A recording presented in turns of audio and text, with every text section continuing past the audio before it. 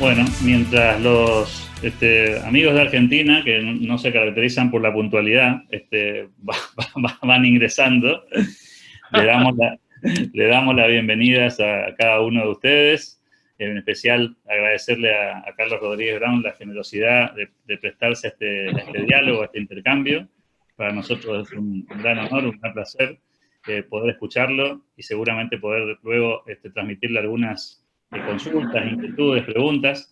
Así que bienvenido, Carlos, agradecerles a todos la participación, recordarles que mantengan en principio los micrófonos silenciados, recordarles también que algunos tienen las cámaras habilitadas por si alguien desprevenidamente dejó la cámara prendida y prefiere no ser observado, y obviamente habilitarlos a que luego nos vayan enviando sus inquietudes por el chat, escribiéndola, o eventualmente levantando la mano en la modalidad Zoom para que puedan eventualmente levantar el micrófono y poder plantear sus inquietudes. Bienvenido, Carlos, y muchas gracias por esta posibilidad. Lo escuchamos. Muy bien, pues muchas gracias, querido Alberto, muchas gracias a mis amigos del Club de la Libertad de Corrientes. Estaba charlando esta mañana con mi mujer de que yo creo que hace casi 50 años que no voy a Corrientes, o sea que desde luego es una deuda que tengo. A ver si la próxima vez que vaya a mi Argentina natal puedo acercarme. Me parece a mí que en Corrientes debe haber ahora muchos más liberales de los que había cuando yo fui hace casi medio siglo, ¿no? Muchas gracias por la invitación y gracias a todos los amigos de la libertad que están presentes a ambos lados del Atlántico. Esta cosa es verdaderamente extraordinaria, ¿eh? Que podamos establecer esta reunión simplemente ignorando nada menos que un océano. Se suponía que debía darnos respeto, pero una de las características del ser humano es trascender fronteras, ¿no? Y romper los límites y buscar ir más allá de las paredes que tantas veces limitan la libertad humana. El tema de mi charla de hoy ha llamado la atención y algunos seguidores míos en YouTube y en Twitter. Hay una cosa muy rara y es que yo estoy en todas las redes sociales, lo que no encaja con mi edad, desde luego, porque la mayor parte de mis amigos están jubilados. Y cuando yo les digo que estoy, pues eso, en Twitter y en LinkedIn y en Instagram, y tengo un canal de YouTube al cual os ruego que os suscribáis, me dicen, pero qué cosa más rara. Y digo, pues, ¿por qué va a ser raro? Si la tecnología nos da la oportunidad de la libertad, yo creo que hay que aprovecharla. Yo sé que la tecnología, eso es un asunto del que hablaremos ahora también, suscita temores, pero ya os adelanto que mi hipótesis es que la tecnología siempre es una amiga de la libertad. Y por eso los enemigos de la libertad suelen ser enemigos de la tecnología. Tenía un amigo que había sido un hombre de izquierdas, como he sido yo en mi juventud, y me decía, la caída del muro de Berlín no tuvo que ver con vosotros, los liberales, tuvo que ver con la televisión.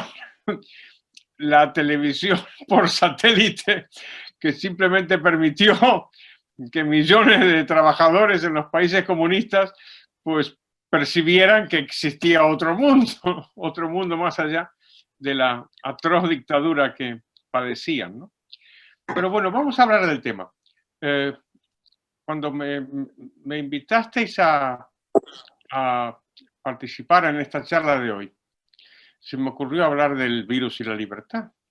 Y se me ocurrió que podríamos o convendría hablar del virus, pero después, o sea, ¿qué pasa con la libertad después del virus? O sea, la libertad tras el virus. Y alguien me decía el otro día en YouTube que esto parece una contradicción, que había que hablar antes, ¿no? Que había que hablar primero antes y más tarde, pues después de lo que va a pasar, ¿no? Y sin embargo, yo creo que puedo defender la idea de que conviene que discutamos sobre la libertad tras el virus. ¿Por qué? Hombre, porque la libertad antes del virus, pues parece evidente lo que está pasando, ¿no? Y es que está padeciendo. La libertad está recortada. Antes del virus está recortada, quiere decir, no hay que tener muchas luces para entender lo que nos está pasando, simplemente pues los estados nos obligan a estar en nuestra casa, nos obligan a no movernos, nos cierran los intercambios, que son la esencia de la prosperidad, nos controlan, en fin, que la libertad está recortada con el virus, pues yo creo que no es objeto de mucha discusión. La discusión que me parece que conviene y que podemos tener hoy, esta tarde ya para Madrid, que está cayendo el sol, que son más de las 7 de la tarde aquí en Madrid. Una tarde, por cierto, muy, muy bonita. Y para el mediodía vuestro en Argentina, pues igual podríamos reflexionar sobre lo que nos está pasando y lo que nos puede pasar. Hay una opción que no es que me parezca descartable, pero la voy a tomar en primer lugar, que es la opción predominante en todas partes y también entre los liberales. Y es que la libertad tras el virus va a padecer igual que está padeciendo ahora. Esta opción no es que la descarte, no es que me parezca imposible, pero igual convendría matizarla. Todas las crisis han sido siempre un caldo de cultivo para los enemigos de la libertad, porque todas las crisis animan esa fortaleza tremenda de los antiliberales, que es el miedo. Desde siempre, desde hace miles de años, el miedo ha fortalecido a los poderosos. Y uno lo comprende, ¿no? Si uno revisa la historia de los estados, cómo han crecido, es decir, cómo han podido los estados someter durante tanto tiempo a tanta gente. Pues por el miedo, claro. Y desde siempre, claro, está el miedo al otro, el miedo al invasor. No estoy diciendo que los invasores no existan. Han existido siempre. El virus es otro invasor. Pero desde siempre los poderosos han dicho, ante el invasor, pues lo lógico es que el instinto de la libertad, que tenemos todos, el instinto de la libertad debe ser sometido, debe ser subordinado ante una emergencia que, al situarnos a todos en una coyuntura de peligro, nos convence para que renunciemos. Y en el fondo, si lo pensáis un poco, la obediencia al poder es una renuncia.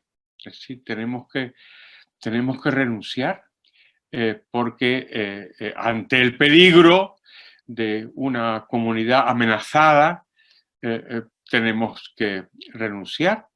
Esto siempre ha sido así y siempre ha intentado doblegar nuestros instintos liberales y también nuestras instituciones liberales.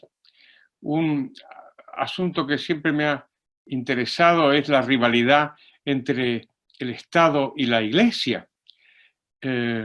No sé si vosotros sabéis, pero si no os lo digo, la Argentina, mi país natal y el país natal de muchos de vosotros, rompió relaciones con el Vaticano. ¿A que no lo sabíais? Pues esto pasó en el siglo XIX, durante la presidencia del general Roca, a raíz de la ley del matrimonio civil.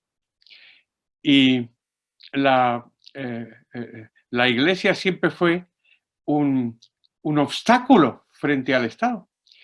Y por eso el Estado intentó someterla y lo consiguió, claro. Consiguió someter a la Iglesia.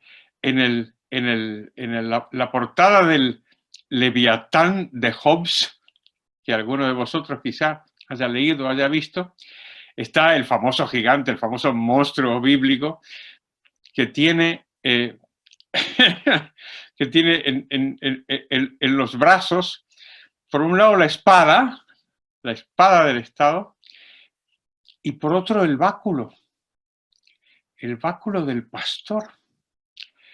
No era nada casualidad, ¿no? Lo que quería Hobbes es que el Estado fuera el único poder y no podía compartirlo. Y por lo tanto no podía soportar que hubiera un poder alternativo. Y por eso intentó someter y sometió a la Iglesia. Igual que sometió a todas las instituciones. Eso que llamaban los liberales, desde Locke hasta Schumpeter, las instituciones que median, ¿no? Lo que media entre el ciudadano y el poder. Y ha intentado siempre someter a todo lo que esté entre el ciudadano y el poder, para dejar al ciudadano solo. Como decía Scalabrini Ortiz, el hombre que está solo y espera. Bueno, pues el ciudadano solo frente al poder. Y todo lo que esté en el medio, el poder ha intentado socavarlo. Sea la Iglesia, sean las tradiciones, la propiedad privada, pues por supuesto, los contratos, si todo lo que ha hecho a la humanidad próspera, todo lo que hace a una sociedad de mujeres y de hombres libres, el Estado ha intentado socavarlo, siempre, con cada oportunidad que ha tenido, aprovechando el miedo. ¿Y qué vamos a contar del miedo a la muerte? El miedo al contagio. Esta cosa tremebunda donde el otro ser humano, la esencia misma de la sociedad libre, la persona con la que nos tenemos que relacionar, de pronto es nuestro enemigo. De pronto hay que sospechar de él. Nos contagia. Comprenderéis fácilmente cómo las pandemias, lo mismo que las guerras antes, pues ahora son un combustible aparentemente inagotable para que el Estado avance sobre nosotros, recorte nuestras libertades y nos convenza de que lo mejor es ser súbditos, es como decía Kant, callar, obedecer y pagar. Al parecer, pues no hay otra alternativa. Y esto es lo que hay. Y si esta es la tradición de la política desde hace pues siglos, pues con más razón ahora, en donde estamos amenazados por algo que otra vez pone en peligro pues nuestra vida. Y cuando nuestra vida está en peligro, estamos más predispuestos que nunca a renunciar, a resignar, a dejarle al Estado todos nuestros derechos y todas nuestras libertades y a creernos que todo eso es por nuestro bien. Entonces, digo, antes de que entréis en un mediodía lúgubre en la Argentina o en una tarde lúgubre aquí en España, pensemos en las fuerzas contrapuestas.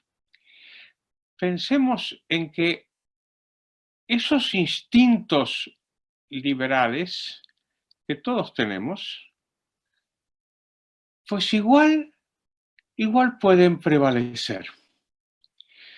Igual son una fuerza que nos permitirá resistir a esta potencia antiliberal que desde púlpitos y cátedras y tribunas sin fin nos alecciona, nos atemoriza y nos intenta convencer de que lo mejor es el sometimiento y de que nos conviene someternos, porque no podemos confiar en nosotros mismos.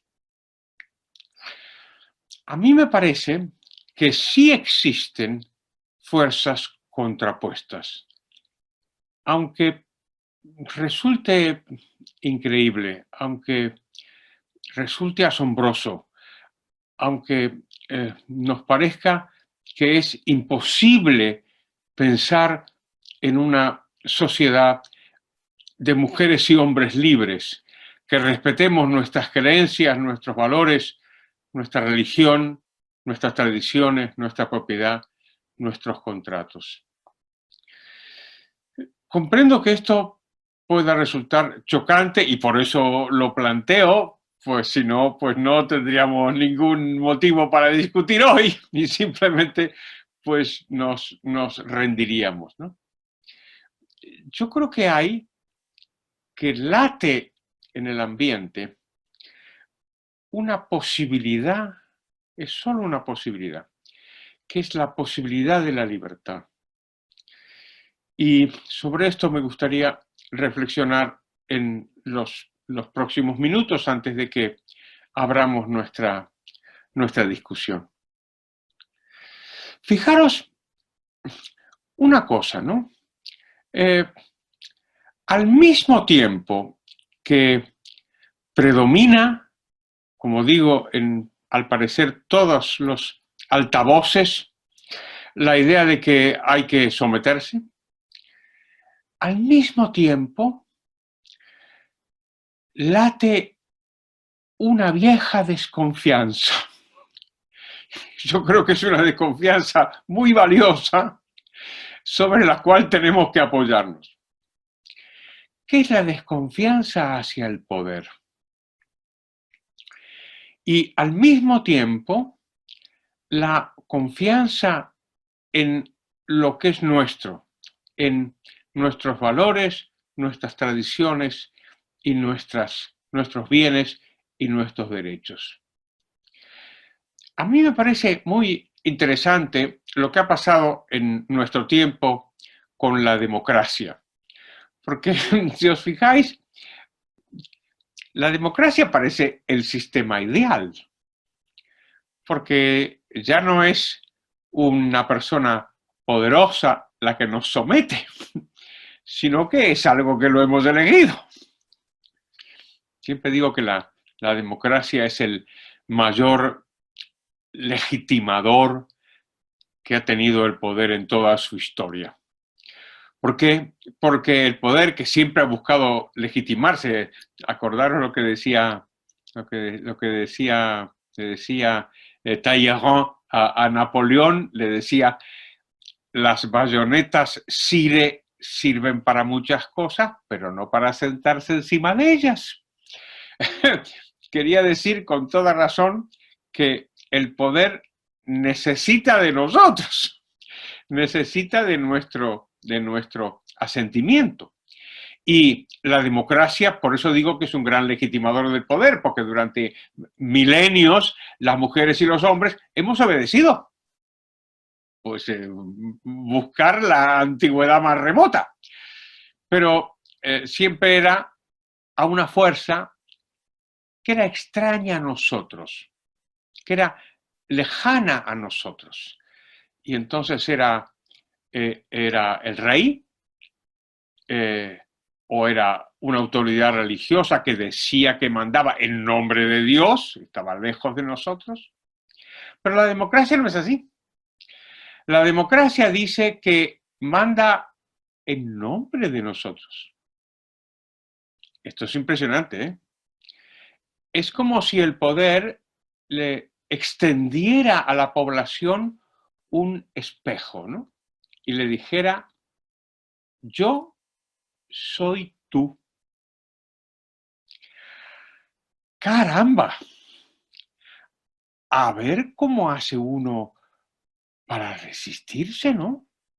Porque claro, si es el rey, pues uno puede decir, oiga, que yo no soy el rey, en fin, yo soy un campesino, pues yo no soy ese, ¿no? Y si viene una autoridad religiosa, uno puede decir, hombre, pues tú serás una autoridad religiosa, pero igual eso que dices tú, que dices que eres Dios, oye, igual no eres Dios, igual yo puedo confiar en Dios y no en ti. Pero la democracia es mucho más complicada, ¿eh? Porque la democracia se supone que somos nosotros. Y como decía Jeremías Bentham, ¿cómo va a actuar el pueblo en contra de sí mismo? Con lo cual, pues uno diría, pues estamos perdidos, ¿no? Y sin embargo, con la generalización de la democracia, se generaliza también una actitud, en principio asombrosa, que es la desconfianza. Y estamos desconfiando del poder. Pero oiga, ¿pero cómo va usted a desconfiar del poder si el poder es usted? Si es usted mismo. ¿Pero cómo? ¿Pero cómo va a desconfiar? Y sin embargo pasa eso. Pasa eso no solamente en España o en Argentina, mis dos patrias, pasa en todo el mundo, ¿eh? En todo el mundo, la democracia ha generado no solamente un fenómeno de asentimiento, que sin duda es cierto, sino también un fenómeno de resistencia. Y la gente dice, oiga, ¿pero usted por qué? ¿Pero usted quién se cree que es? Y sí, bueno, es verdad que yo voto cada cierto tiempo, pero la democracia se supone que la elección es mía, ¿eh? Es decir, que el que decide soy yo, ¿eh? Esto de que la democracia signifique que yo voto y después usted elige todo por mí, oiga, un momento, ¿no? Sí, un momento, vamos a sentarnos aquí a discutir. Y esa discusión es fundamental para los amigos de la libertad. Porque lo que estamos discutiendo es una vieja sabiduría liberal que estriba en la idea de que la libertad no depende de la forma del poder. La libertad depende de los límites del poder.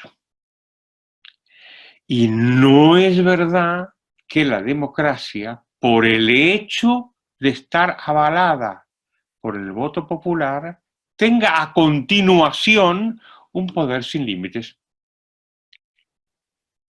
Encuentro que esto, que incluso existe ahora, sí, incluso en esta época en donde parece que todos hemos renunciado a nuestras libertades, existe. Y existen protestas. Y de pronto se debate en todo el mundo. En España se está discutiendo hoy y en Argentina también. Oiga, bueno, pues vamos a ver si esto de que el gobierno diga que de pronto ya no puedo pues, salir a la calle, ni negociar, ni comprar, ni vender con mis vecinos, pues vamos a discutirlo un poco, ¿no? Sí, yo entiendo que es una emergencia, todas estas cosas las entendemos todos, pero se debate hasta qué punto el poder tiene una capacidad ilimitada de violar nuestros derechos y libertades. Y el hecho mismo de que exista esta discusión, yo encuentro que es propicio para las mujeres y los hombres que amamos la libertad. Observad que no estoy discutiendo la democracia. Estoy discutiendo la capacidad que tiene la democracia de violar los derechos de las personas, de las mujeres y los hombres, derechos que se supone que la democracia fue inventada para proteger, no para violar. Y fijaros que incluso en una época como la actual, como decía yo, tan propicia para que renunciemos, oye, ni siquiera en esta época estamos renunciando. E incluso en esta época, estamos dispuestos, más que dispuestos, estamos listos, preparados a discutir cuáles son los límites a la hora de que el poder viole nuestros derechos y nuestras libertades, incluso por nuestro bien. Más asuntos.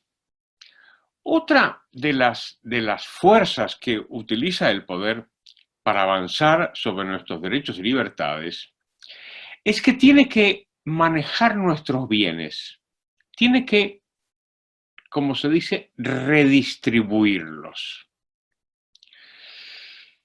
A veces parece increíble la historia de los impuestos.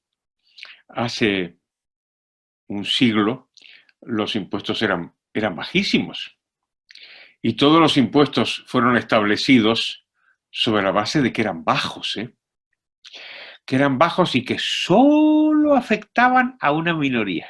Que este es un viejísimo argumento político, bueno, es el argumento socialista más antiguo, es tan antiguo que está en Marx, está en el Capital. Es Marx en el Capital el que dice que el socialismo pues es, como se dice en España, coser y cantar, porque solo va a requerir el sacrificio de una pequeña minoría de la población y que va a beneficiar a todo el mundo. Bueno, pues esta mentira sobre la cual el Estado creció es una mentira que está puesta en discusión, incluso ahora. Incluso ahora. Incluso ahora la gente discute el papel redistributivo del Estado y valora aquello que se supone que los estados debían proteger y que no hacen otra cosa que violar, claro, que son nuestras propiedades, nuestros bienes y nuestra libertad de contratar. Incluso ahora, Entonces yo digo, caray, si incluso ahora, en este contexto donde todo es propicio a que renunciemos, todo es propicio a que nos rindamos, a que digamos, bueno, pues ya está, oye, tenemos este enemigo, hay que renunciar a nuestra libertad. Incluso ahora, la gente está dispuesta a levantar la mano y a decir, oiga, los derechos y las libertades no son de los demás, ¿eh? Los derechos son míos y suyos y de cada uno de mis amigos españoles y mis amigos argentinos. Son míos. Usted, a la hora de violarlos, va a tener que explicarme muy bien la razón por la cual quiere violarlos. Porque ya, por supuesto, con la evolución de los estados ya no cabe la vieja argumentación de los socialistas y de los políticos que creían en la invasión del Estado sobre los individuos, que decían, bueno, es solo para una minoría. No, esto ya se acabó, esto ya hace muchos años que es mentira, hace muchos años que es mentira. Y la gente ha ido percibiendo que en realidad el Estado no es la Madre Teresa de Calcuta. La Madre Teresa de Calcuta sí que era una santa, esa sí que ayudaba a los pobres y por eso le tenemos veneración. El Estado no ayuda a los pobres. El Estado obliga a la gente a que le dé su dinero y después redistribuye de manera tal de legitimar su propio poder político. Esto, a medida que los estados empiezan a crecer, pierde capacidad argumentativa. ¿Por qué? Y porque cada vez más gente se convence de que no es verdad que el Estado le quite a los ricos para darle a los pobres. Esto hace muchos años que no es verdad. El Estado le quita a todos y monta enormes pirámides burocráticas caracterizadas por la ineficiencia y la corrupción que procura por todos los medios tapar y que precisamente por eso lo que hace es quitarle legitimidad. Entonces mi argumento, y con esto termino y damos pie a la discusión, la tesis que quiero defender hoy es que si incluso en un estado como el actual, en una situación como la actual, en donde estamos todos atemorizados, si incluso en esas circunstancias late la idea de que los derechos y libertades deben ser preservados y no violados, pues igual yo pienso que en Corrientes, como en Madrid, como en el resto de Argentina, como en el resto de España, igual tenemos algunos motivos para el optimismo. Muchas gracias. Muchas gracias, Carlos. Excelente presentación. Habilitamos a los amigos que quieran escribirnos por el chat o eventualmente pedir el uso de la palabra. Hay aquí algunas consideraciones que ya tenemos escritas. Decía Magdalena un rato antes, muy cierto, y ahora es el miedo a morir el que nos hace ser sumisos al autoritarismo. José Cambarieri dice, Roca, siempre pensé que era un visionario, en obvia alusión a la anécdota que contó sobre el Vaticano, y ese dato que pues, seguramente muchos de nosotros no tenemos, pero aquí hay una primera inquietud que me parece que es interesante para reflexionar. Dice Luis, el miedo a la muerte también ha sido utilizado siempre por las religiones para adquirir poder sobre el rebaño. Opino que los estados modernos cada vez se parecen más a las religiones organizadas y menos al Estado liberal. Muy interesante eso. Muchas gracias a Luis por su pregunta. Me ha interesado y he reflexionado bastante sobre la cuestión de la Iglesia y el Estado. Mi sensación es que en este proceso que he intentado resumir, la Iglesia ha sido a menudo cooptada por el Estado. Y tenemos una larga tradición de pensamiento antiliberal por parte de la Iglesia. Yo sé que hay muchas críticas en Argentina al Papa Francisco y en otros países también, porque por sus declaraciones y sus ideas antiliberales. Esto no es una excepción, esto integra la tradición de la doctrina social de la Iglesia, que alberga estos dos ingredientes, alberga un ingrediente liberal y también un ingrediente antiliberal.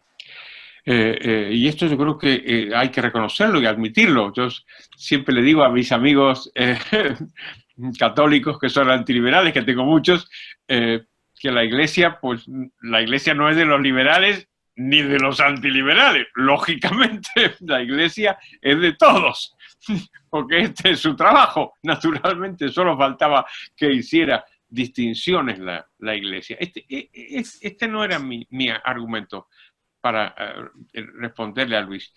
Mi argumento es que históricamente la Iglesia era un contrapoder. Por eso puse el ejemplo de Hobbes y de sus dos manos, ¿no? La Iglesia ejercía una especie de freno al poder, porque ella misma lo era, ¿no? Y por eso lo que sucedió es que el poder acabó con ella. Y yo pienso que esto no ha sido bueno para la causa de la libertad. Y yo creo que la religión, con todos sus matices y que podemos discutir y que yo mismo lo reconozco, que hay estos dos ingredientes liberales y antiliberales, la Iglesia es mejor que el Estado. La Madre Teresa es mucho mejor que la agencia tributaria, o como se llama en Argentina, se llama la...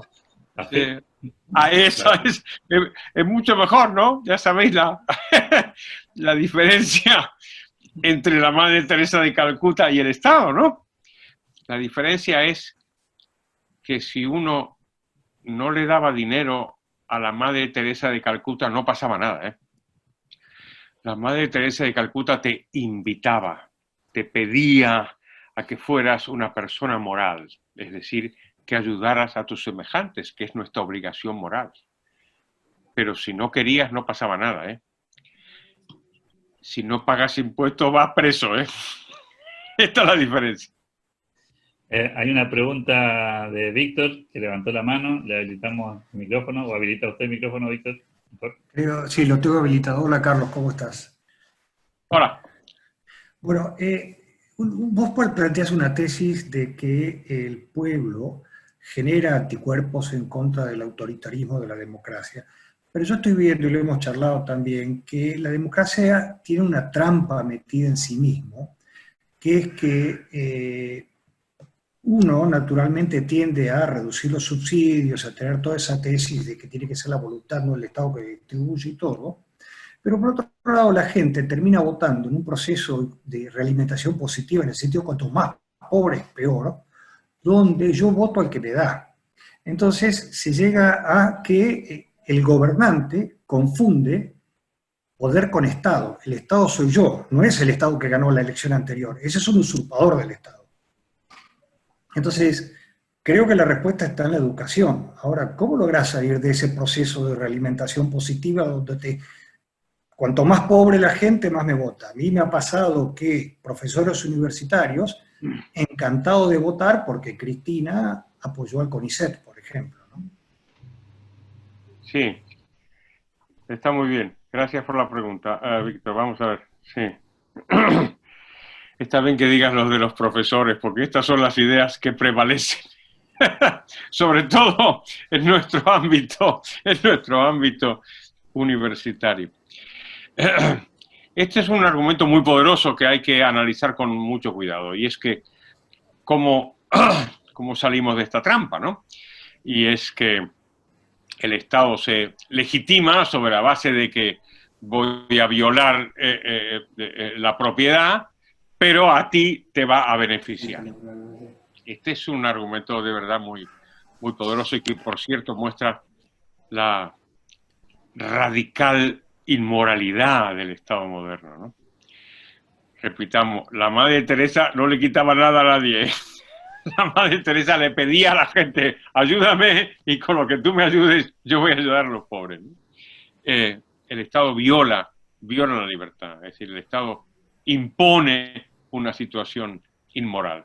Y la trampa que dice Víctor es la gran trampa de los estados modernos y es una verdad, a mí me parece que está clarísima.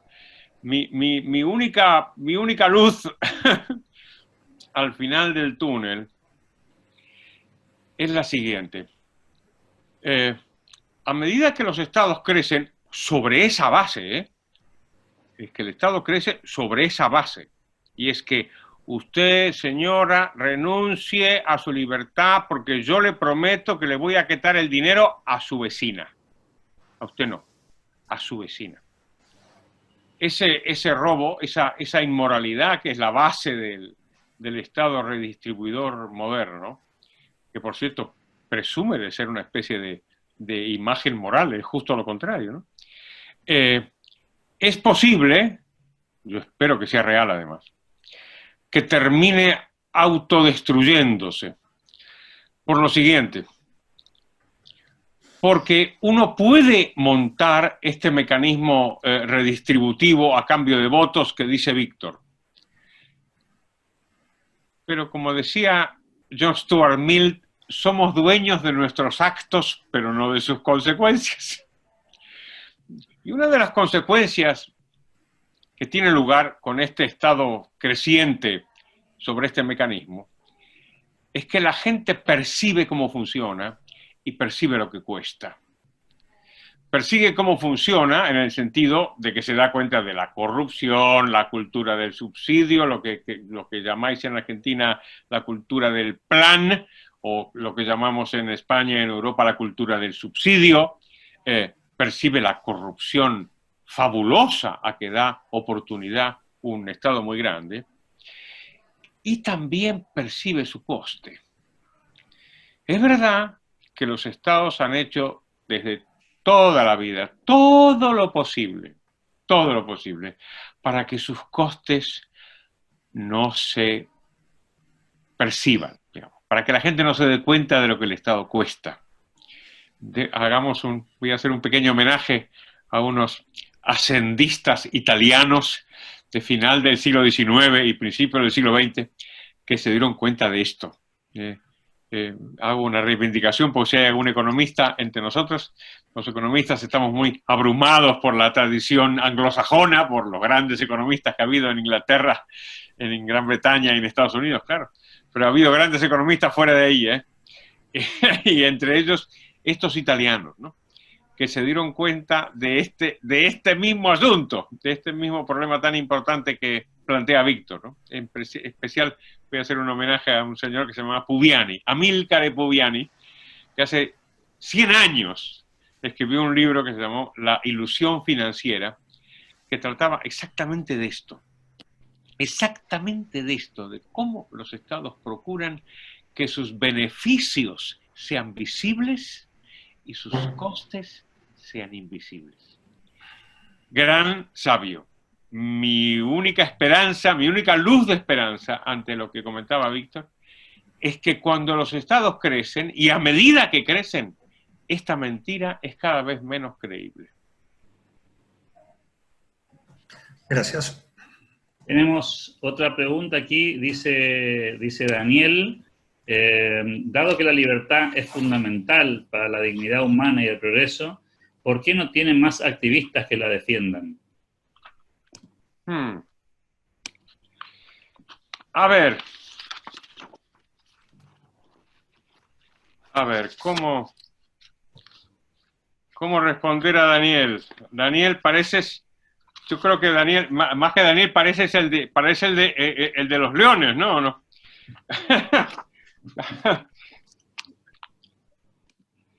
Vamos a ver. Daniel, yo creo que tiene que ver con lo que estábamos hablando antes, ante la pregunta de Víctor, ¿no? Y es que no es tan sencillo entender las dificultades de la opresión, ¿no? Y es particularmente difícil cuando he dicho con mala intención, pero con casualidad,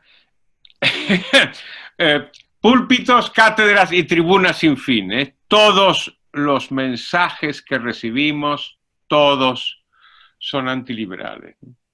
Todos son antiliberales. Pues bien, Daniel, ¿sabes lo que te digo? Que a pesar de eso, a pesar de todo, mi sensación es que nuestras ideas se van abriendo camino. Cuando llegué yo a España, conocí a un liberal español que se llamaba Garrigues, Joaquín Garrigues Walker, por desgracia, ha muerto ya. Y él tenía una frase que yo creo que se puede aplicar a la Argentina y a todos los países del mundo, ¿no? Decía Joaquín Garrigues: los liberales españoles cabemos en un taxi. Pues, ¿sabes lo que te digo, Daniel? Hace 43 años, cuando yo llegué a Madrid, es posible que esa frase, esa boutade de Joaquín Garrigues, es posible que sea verdad, que haya sido verdad. Ya no lo es, ¿eh? Ya no lo es. Y en España y en Argentina y en muchos otros países, y podemos empezar por los liberales de Corrientes, pero los hay en muchas otras partes, existe una ampliación de estas ideas que son tan raras, que son tan minoritarias. Déjame, Daniel, que te cuente un cuento. Yo tenía un amigo que era homosexual, digo, era porque se murió ya, y siempre me tomaba el pelo y me decía: oye, Carlos, qué injusta es la sociedad. Y sí, nos dicen que los homosexuales, los gays, somos raros. Y él decía: ¿cómo raros nosotros? Los raros sois vosotros. Es decir, los liberales son que soy raro. Los raros de verdad sois vosotros. Cuando todo el mundo lo que quiere es que se amplíe el poder y vosotros queréis reducirlo. ¡Qué injustos son qué injusta es la gente! Vosotros sois los raros y no los homosexuales. Tenía toda la razón. Pero esto dicho, Daniel, yo creo que debemos reconocer que nuestras ideas, que son rarísimas, es la pura verdad, están teniendo ahora una extensión y iba a decir, predominio, desde luego que no, pero una consideración por parte del público que desde luego era impensable hace 40 o 50 años. Tenemos otra reflexión interesante. Yo después voy a volver sobre este punto, si me permite, Carlos, por la aparición de muchos jóvenes, ¿no? Pero, digo, acá dice Samuel, hola, dice, ¿es el hombre naturalmente un seguidor? Porque en la historia siempre es común que la gente busque un mesías, como si de un rebaño se tratase, dice Samuel. A ver, Samuel, sí. Es verdad que no. Los seres humanos tenemos genéticamente impreso el sentimiento de obediencia a un líder. Yo siempre pensé que esto era una cosa sabia, porque entonces mandábamos al líder a que luchara contra el líder de la otra tribu. Oye, y si se mataban entre sí, pues nosotros quedábamos a salvo, ¿no? Por supuesto que existe eso. Existe el sentimiento de autoridad. Y por cierto, a mí no me parece mal. A mí no me parece mal que haya autoridad. La cuestión, Samuel, yo creo que no es esa. La cuestión es cómo se frena el poder de esa autoridad. Porque si te fijas, los grandes criminales de la historia siempre han apelado a una autoridad. Por ejemplo, el socialismo siempre ha apelado a la historia. La frase "la historia me absolverá", la gente se la atribuye a Fidel Castro, que la dijo en el juicio después del asalto al cuartel de la Moncada. Antes la había dicho Hitler. es muy típico esto, es muy típico de los antiliberales, que decían, bueno, esta especie de gran cosa, la historia, las leyes, ¿qué vamos a hacer? Oye, si las leyes de la historia y tú eres un solo señor, Samuel, si estás en contra del poder que está adueñado de la historia, pues entonces habrá que meterte en un campo de concentración. La cuestión no es tanto, como digo Samuel, no es tanto la autoridad, sino cuáles son los límites de la autoridad. Fíjate que hay una vieja discusión entre liberales y anarquistas, que los anarquistas no creen en ningún poder, los liberales creen o creemos en un poder limitado.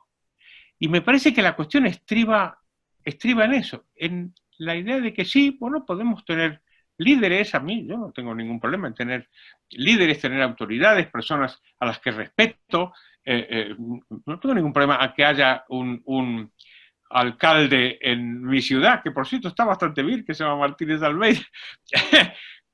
Mi duda y mi problema, y el problema de los liberales, no es que haya un poder, sino cómo lo limitamos. Si la discusión empieza a girar en torno a eso, yo creo que ese es el debate liberal, que no es tanto la autoridad, sino cómo se establecen frenos para que no violen nuestros derechos y libertades.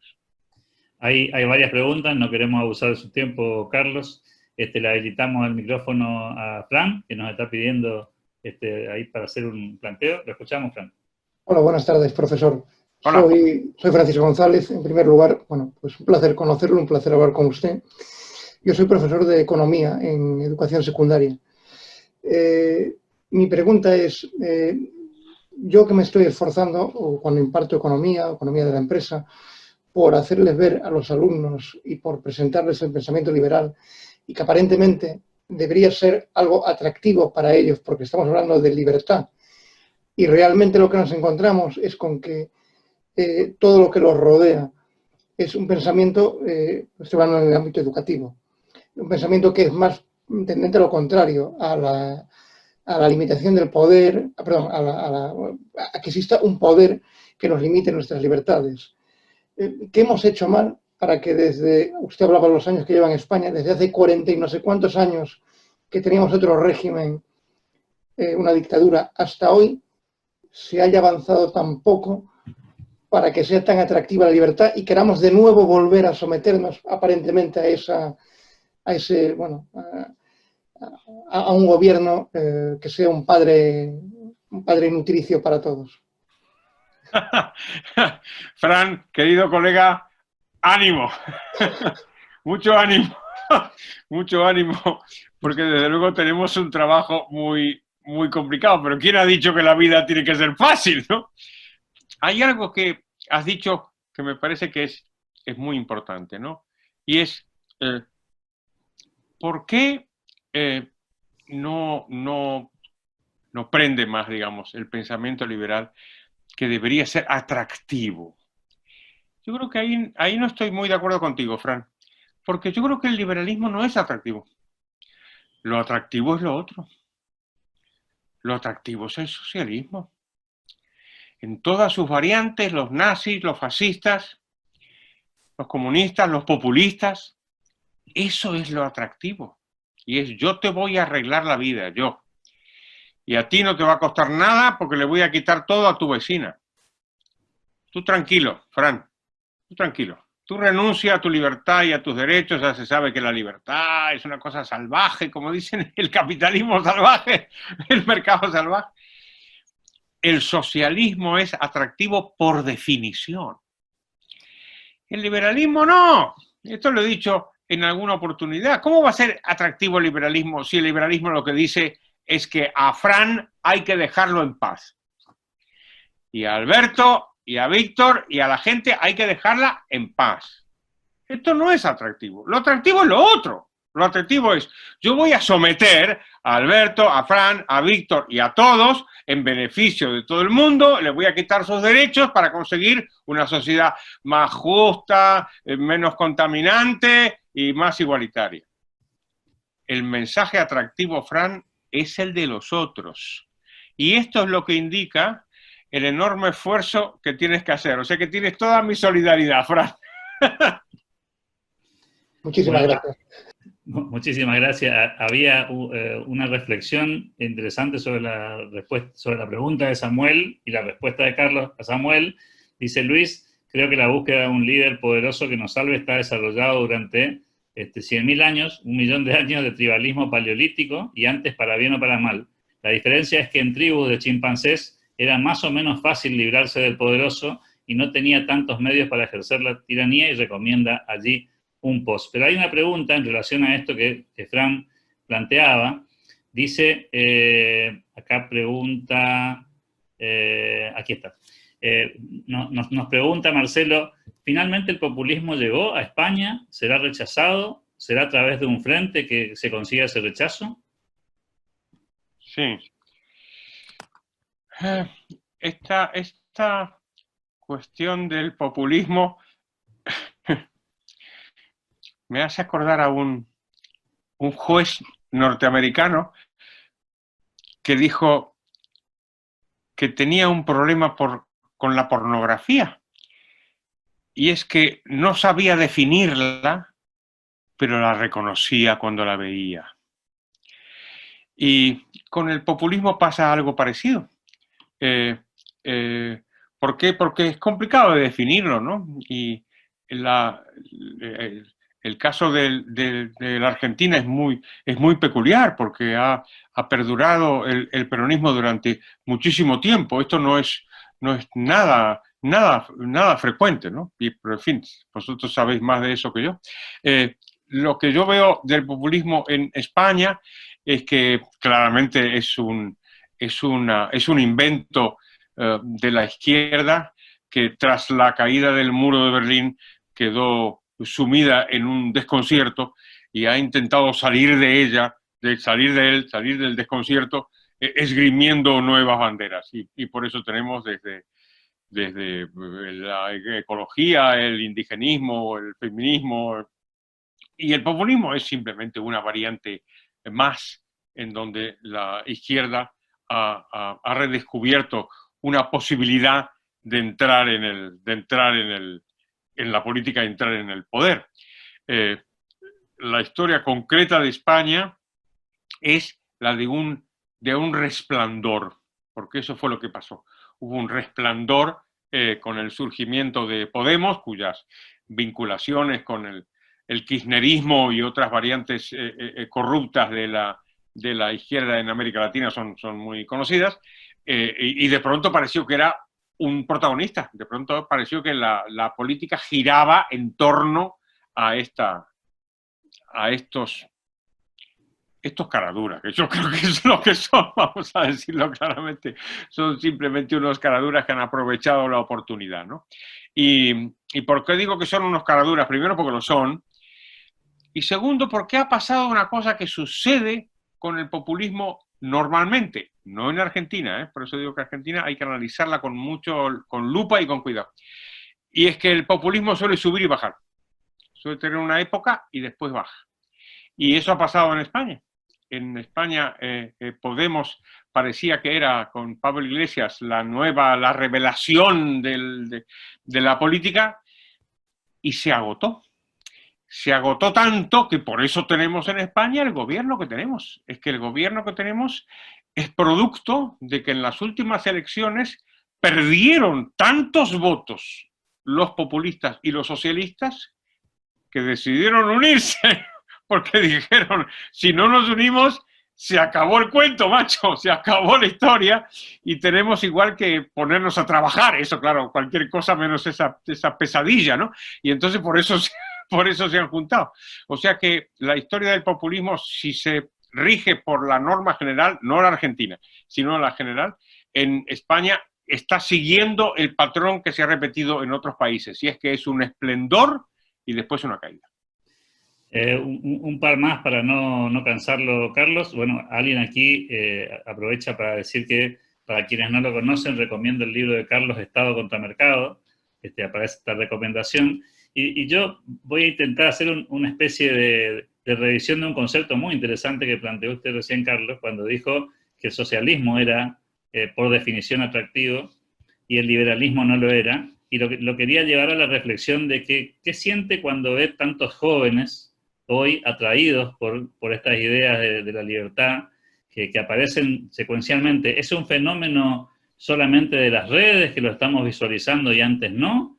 ¿O se trata de una nueva faceta atractiva de la libertad como una especie de contrasistema o una variante que poco conocida para nosotros, que tenemos unos cuantos años en esto de la batalla por las ideas? Pues está muy interesante lo que dices de los jóvenes. Desde luego, cuando yo era joven no había liberales, yo tampoco lo era, yo era un joven de izquierdas y no existía tal cosa como el liberalismo. Y en el mundo académico, pues yo estudié en la Universidad Católica Argentina en la segunda mitad de los años 60, pues prácticamente nadie me habló de autores liberales, prácticamente nadie. Fue en España haciendo el doctorado cuando yo aprendí que había tales autores como Hayek. A mí nadie me lo había enseñado en Buenos Aires. No era una universidad particularmente izquierdista, pero el pensamiento económico prevaleciente pues no iba por ahí, de los autores austríacos. Por cierto, espero que notéis, no sé si se ve, que tengo una chaqueta austríaca. Esto es en homenaje en homenaje a los maestros austríacos. El tiempo, fíjate, el tiempo yo creo que nos debería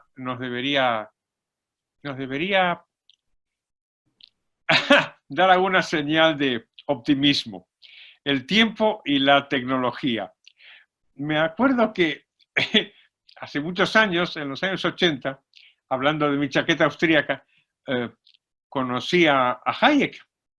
Y entonces le pregunté, oiga, ¿a usted qué le parece que, en fin, que de pronto el liberalismo pues esté de moda, en fin, y haya gente que sea liberal? Y me dijo Hayek, esto solamente me ha pasado a mí porque soy muy viejo.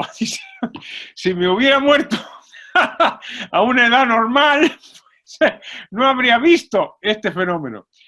Por eso digo, insisto en lo que os comentaba antes, respondiendo a Alberto, que yo creo que hay algún motivo para el optimismo. Hay muchísimos más jóvenes liberales de lo que había, como decía, cuando yo era joven. Y yo creo que este optimismo lo podemos potenciar mezclando a la juventud con la tecnología. La tecnología, como ya os dije al principio, es una fuerza de la libertad, ¿no? Entonces, de pronto, oye, que estemos aquí, que podamos organizar pues una reunión, océano de por medio, sin ningún poder, ningún sensor que nos impida hacer nada. Oiga, que yo tengo un canal de YouTube y todas las semanas pues grabo un vídeo y tengo pues miles de personas que me siguen y ven mis vídeos y me hacen comentarios. Oye, nadie pide permiso de nada. La tecnología lo que hace, hay un problema económico interesante ahí. Al abaratar los costes, amplía enormemente la posibilidad de comunicación, de comercio, de creación de riqueza. Y esa gente que accede de pronto al mundo, porque esto es el mundo, la tecnología, ¿cómo va a ser antiliberal? Es verdad que los poderosos naturalmente van a aprovechar esto pues para vigilarte, Alberto, que te están vigilando. Yo sé que tienes ideas malas y van a ir a vigilarte, por supuesto. Y a Fran, y a Víctor, y a todos los demás, yo sé. La tecnología siempre tiene un lado y el otro, siempre un lado y el otro. Cuando se inventa la imprenta, ¿qué fue el primer libro que se imprimió? Pues la Biblia, pues naturalmente, claro. Y después que se imprimió, pues basura, pues lógico, pues es evidente. Y cuando uno tiene esta fabulosa multiplicación de la capacidad de comunicación, que es lo que estamos haciendo ahora, pues habrá mucha basura, y pues lógico. Pero lo otro también vale, Alberto, lo otro también vale, la capacidad de utilizar esta maravillosa oportunidad que es la tecnología para promover la riqueza, el progreso, la empresa y las ideas de la libertad, ¡caray! Es impresionante. La última, una reflexión y una pregunta. La reflexión dice, Carlos tiene una gran frase, la redistribución no va de ricos a pobres, sino de grupos desorganizados a grupos organizados. Y es una frase reveladora, dice José. Y la última inquietud y pregunta, y con eso ya lo liberamos, Carlos, dice, Rogelio, la sacralización del Estado, llevada adelante con tanto éxito por la izquierda, mediante la invasión de la educación, por medio de sus sacerdotes ideológicos, seduciendo a las personas con el dogma políticamente correcto del nosotros por sobre el yo, dogma que nos convierte a los amantes de la libertad en pecadores y que nos deja en la posición de herejes. El tema es cómo combatir este Dios pagano estatal sin terminar en la hoguera. Pues muchas gracias tanto a José como a Rogelio. No sé dónde vamos a terminar. Yo no sé lo que va a pasar. Siempre digo que si los economistas supiéramos lo que va a pasar, seríamos los más ricos del pueblo. Y yo, desde luego, no lo soy. Los economistas no lo somos. Y yo me levanto todos los días a las 5 de la mañana para ir a trabajar a la radio. Si yo supiera lo que va a pasar, te aseguro, Alberto, que no me levantaría a las 5 de la mañana. Me levantaría muchísimo más tarde. O sea que no sé lo que va a pasar. No sé lo que va a pasar. Es cierto lo que comentabais, es cierto que por supuesto existe una fuerza muy poderosa antiliberal. Eso yo no estoy frivolizando sobre ello, yo creo que es un grave problema y no tiene ningún sentido minusvalorarlo, porque está ahí, es una pura realidad. Lo que digo tanto a Rogelio como a José como a todos es que como decía Jefferson, el precio de la libertad es la eterna vigilancia, ¿no? Y esto siempre es verdad, y mi sensación es que a pesar de todo, los vigilantes igual vamos ganando ahora un poquito más de lo que ganábamos antes. Espero que sea verdad, y si no, pues ya tendremos otra oportunidad de discutirlo en otra tertulia otro día. Muchísimas gracias, Carlos Rodríguez Dam, gracias por su tiempo, por su disposición, gracias a todos los que nos acompañaron. Luego vamos a estar publicando este material para que puedan disfrutarlo otras personas que no participaron. Gracias de nuevo, saludo a la distancia, atravesando el océano y aprovechando las bondades del capitalismo. Muchas gracias. Adiós, muchas gracias, hasta pronto. Gracias, Carlos. Adiós.